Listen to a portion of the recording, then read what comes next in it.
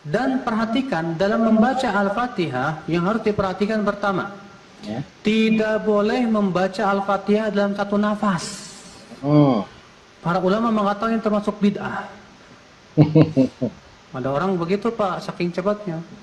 Alhamdulillah rabbil alamin arrahmanir rahim maliki yaumiddin iyyaka na'budu wa iyyaka nasta'in. Amin.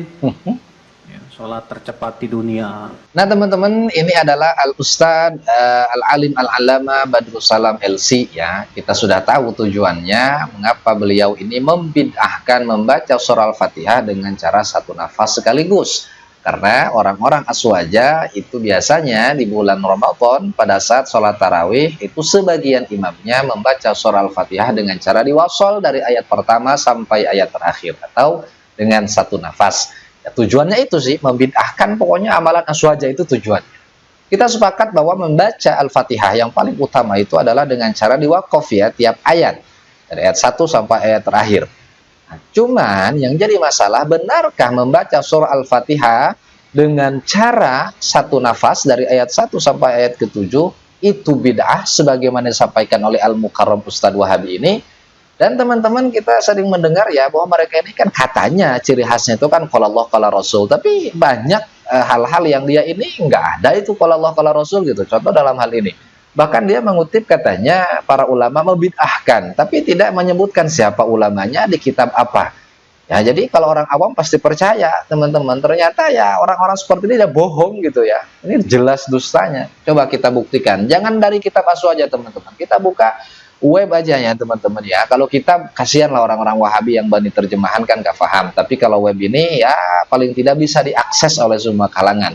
Silakan buka di salah satu web Wahabi teman-teman. Di sini ada pertanyaan, perhatikan. As-su'al aina yata Syekh Al-Muhtaram zakara sahibut tafsir As-Sawi, telah menceritakan pemilik tafsir As-Sawi fadilata qiraati suratil Fatihah, akan keutamaan membaca surah Al-Fatihah ya binafsin wahidin dengan satu nafas. Ya, wa dzakara asanidal hadis, dan dia juga menyebutkan sanad-sanad hadis min Rasulillah sallallahu alaihi wasallam, dari Rasulullah sallallahu alaihi wasallam, wa min Jibril, dan dari Jibril, wa min Allah, dan dari Allah. Fa hal hadzal hadis sahih am la? Arju al-ifadah wa jazakumullahu khaira. Perhatikan jawabannya teman ya. Fa inna qira'atal Fatihah ala sifatil madhkurah jaizah. Ya.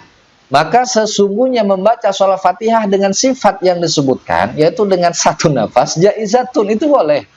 Ini menurut website Wahabi teman-teman ya.